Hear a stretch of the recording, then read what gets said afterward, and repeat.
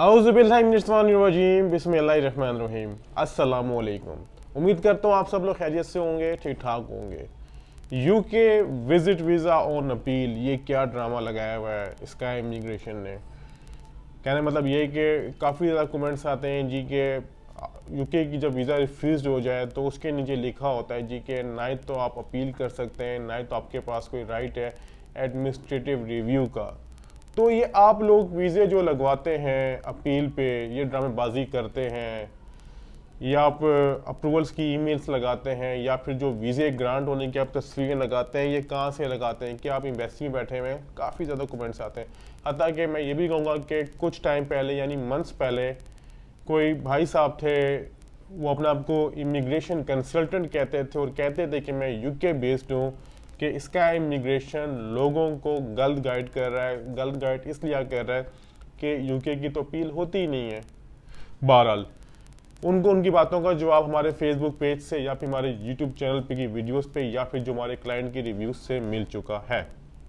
मजीद मैं उन लोगों को क्लियर कर दूं जो हमें पहली दफ़ा देख रहे हैं या सुन रहे हैं या फिर हमारे ऑफिस विजिट करना चाह रहे हैं, उनसे रेलिवेंट आपको बता दूं। पहली बात यह कि स्काई इमिग्रेशन कंसल्टेंट्स ने एक ऑफ़र लगाई हुई है जिसका लास्ट डे, इस पर हमने फाइल प्रिपरेशन पे 33% फीस वेव है। यानी हमसे अगर सर्विस देना चाहें तो आपको 33% डिस्काउंट मिलेगा, जो हमारी फीस हैं बहुत मुनासिब है, आगे मुनासिब है। तो हमने मजीद 33% डिस्काउंट जिसका लास्ट है। अब मजीद बात करते हैं कि यूके के जब आपका वीज़ा रिफ्यूज़ हो जाता है तो उस पर नीचे वाजिया लिखा होता है कि no right of appeal, no right of administrative review. बिल्कुल ठीक लिखा होता है और ये आप एक पे नहीं, आप जिस मर्जी रिफ्यूज़ल को उठाकर देख लेंगे, 1000 रिफ्यूज़ल, 2000 रिफ्यूज़ल, 5000 पुराना रिफ्यूज़ल, तो उस सब पे नीचे उन्होंने बॉटम लाइन, अब ये कह सकते हैं कि कॉपी पेस्ट चल रहा होता है, ये सब पे मैंशन होता है। बहरहाल जिन लोगों ने हमारा फेसबुक पेज फॉलो किया हुआ या हमारा फेसबुक पेज लाइक किया हुआ या फिर हमारा यूट्यूब चैनल पे सब्सक्राइब किया हुआ है, तो उनको जो लिंक्स मिलते होंगे, जिनको फोटोज़ मिलते होंगे या फिर उनको जो वीडियोस मिलती होंगी, वो उनको लिए बेहतर एक प्रूफ है या फिर उनको एक बेहतर रहनुमाई का एक जरिया भी है।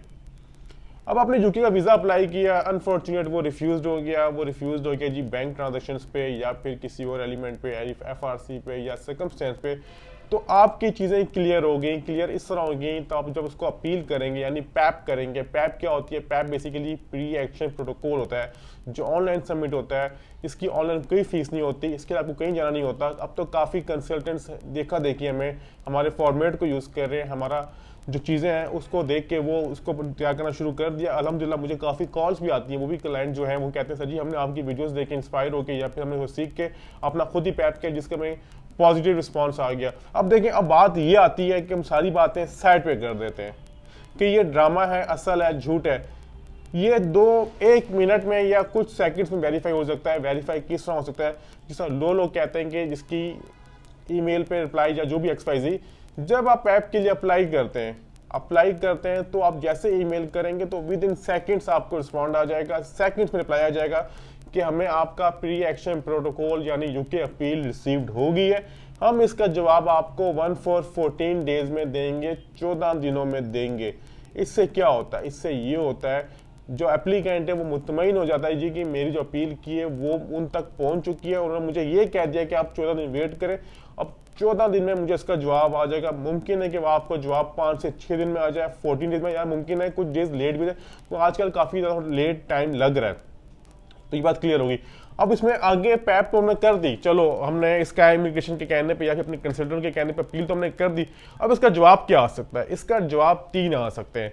पहले जवाब आपका आ सकता है कि जी हम लोग जो हमारे ECO यानी एंट्री क्लियरेंस ऑफिसर ने फैसला किया था, हमारे वीज़ा ऑफिसर ने फैसला किया था कि आपके डॉक्यूमेंटेशन ऐसे हैं, वैसे हैं, हम उसको उसी को चीज़ को लेकर हम आपकी अपील डिनाई करें, मुस्तरद करें, आपको फारिग कर रहे हैं। आपकी अपील मुस्तरद होगी, आपका डिनाई होगी। अब आपका नुकसान क्या हुआ? आपके जो 14 डेज आए हुए और आपका और कुछ नुकसान नहीं हुआ, ना ही तो आपके एम्बेसी की फीस आए, क्योंकि इसमें तो आपको एम्बेसी की फीस देनी नहीं पड़ती। आपको जो हमारी फीस देनी पड़ेगी, जो हम लोग चार्ज कर रहे हैं आज के रेट के मुताबिक हम लोग 20,000 चार्ज करें और इसके बाकी ऑनलाइन कोई फीस इसकी नहीं होती। ये बात क्लियर होगी। नेक्स्ट आता है क्या जवाब, आपको नेक्स्ट जवाब आ सकते हैं हमसे गलती हुई है, हम आपकी फाइल दोबारा ओपन कर रहे हैं, इसको रिकंसिडरेशन पे लेके जा रहे हैं, यानी आपसे वो 3 मंथ्स का टाइम मांगेंगे फाइल रीओपन करने के लिए। इसका क्या जवाब आ सकता है मैं आपको बताता हूँ आगे जाके, लेकिन इससे पहले एक और मजीद बात। अब आपको तीसरा रिस्पॉन्स आ सकता है जी हमसे गलती हुई, अपना पासपोर्ट या प्रिंट निकालें, फलान जहरी में आपने जो अपना पासपोर्ट जमा करवाया था दोबारा जाके अपना पासपोर्ट जमा करवा दें और अपना वीज़ा हासिल कर लें।